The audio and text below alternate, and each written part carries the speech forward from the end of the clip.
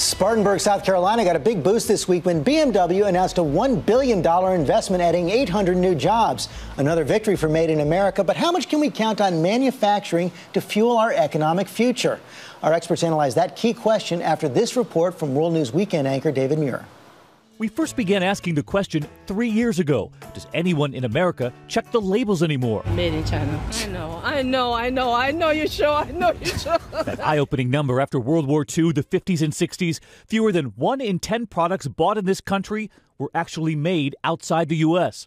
Today, more than 50% of what we buy is made elsewhere. 3 years later, and the headlines that some manufacturing is actually coming back. Even the president with his Made in America message in his State of the Union. We also have the chance right now to beat other countries in the race for the next wave of high-tech manufacturing jobs. New goods stamped made in the USA. But this morning, a reality check. Are manufacturing jobs coming back? We were the first taken inside this factory making computers in America again. These are desktops. The computer maker Lenovo, now with a factory near Raleigh. So you're making computers Oh, yes. that had been made in China. Now they're being made here. Oh, yeah. Did you think you'd see the day? No. And there's Curtis Richardson. His computer job had been outsourced. Yeah, back in the job. Now he's quality control, making sure there's sound coming from that computer. Music to your ears. Music to my ears. Why bring jobs back? Lenovo telling us what many companies are now saying, that once you factor in growing wages in China and fuel costs to ship products back to America, it now makes economic sense to bring some manufacturing back. A lot of people argue that the jobs lost in the 80s and 90s will never come back. Well, we're seeing different jobs now, more highly skilled jobs. Some of those jobs being created at Apple. CEO Tim Cook recently announcing in a tweet, we've begun manufacturing the Mac Pro in Austin, Texas. How big of a deal is that to you? It's a big deal, but we think we can do more. We also announced that a huge investment in Arizona. We haven't said what it's for. Is it the sapphire glass? It's the sapphire announcement, and that's sort of all I'll say about it. When does that glass come off the line? I can't tell you that. For bigger iPhone screens? I can't tell you that either. An iWatch? It's for Ring. You heard it here first. And one more sign of high-tech jobs coming back.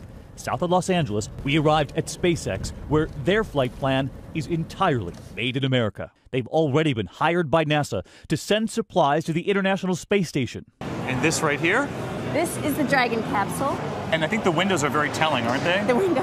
Yes. Because they don't just want to send supplies, they want to be the ones who send American astronauts back into space again. Right now, this is the only capsule actually made in America, making that trip to the International Space Station. And come on, and I'll give you an idea of the scope of space inside. This is actually where they put the supplies and equipment for scientific research. 3,700 workers at SpaceX, more than 4,000 by year's end, they say. And when that next capsule takes off within days, it will not only be mission accomplished, it'll be made in America. Made in America. For this week, I'm David Muir in Hawthorne, California.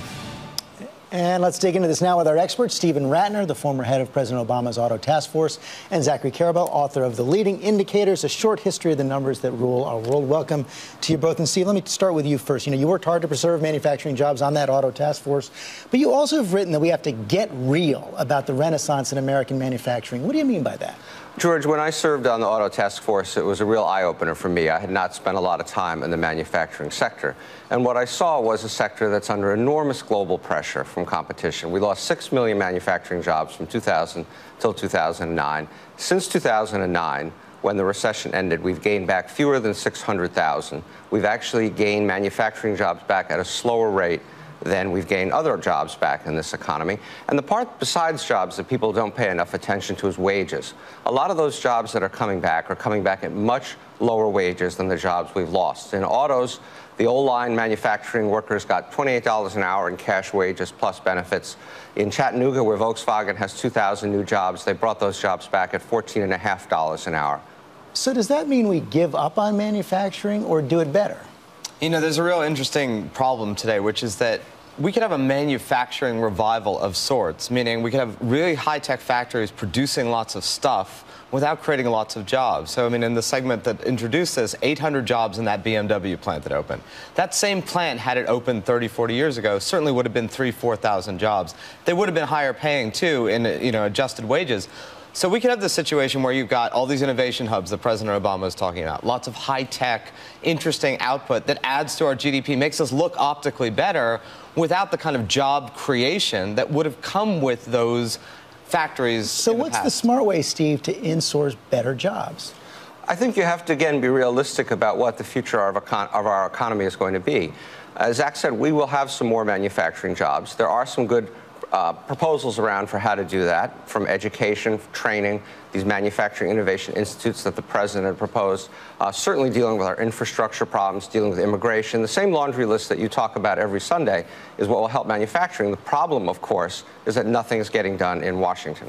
But Washington can make a difference here.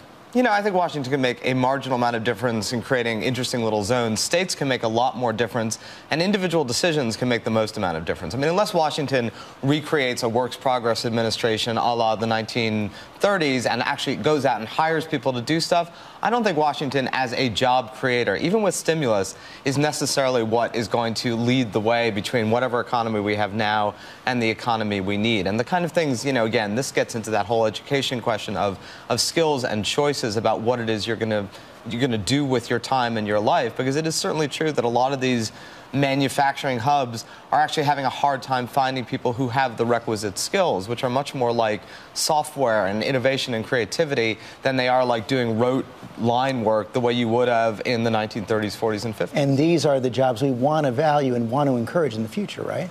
We certainly want these kinds of advanced manufacturing jobs, but remember this, manufacturing wages today in America on a per-hour basis are actually a bit lower than average wages in the economy as a whole. And what I mean by that is there are lots of really good, high-paying jobs in sectors like education, like IT, like healthcare, service sectors that are not just entry-level jobs, but really high-paying jobs, and this is our competitive advantage. And so I'm not saying we should tilt one way or the other, but a lot of these ideas for how to stimulate manufacturing with special tax rates and all this kind of stuff, I think is a mistake. Although, I mean, it is true that some of these higher-end manufacturing jobs at $15, $16, $20 an hour are certainly better than, you know, the entry-level Walmart job or the entry-level McDonald's job, a lot of which are the jobs that are currently being created. I mean, those are not good wage jobs. And that is the last word today. Thank you both very much.